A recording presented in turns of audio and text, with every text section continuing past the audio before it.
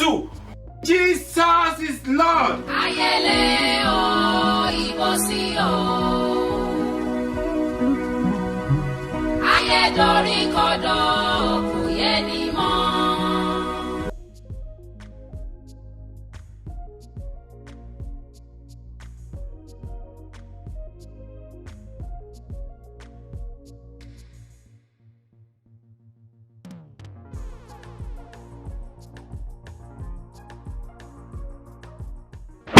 Oh shit! Oh shit! Mon femme? Eh. C'est bon?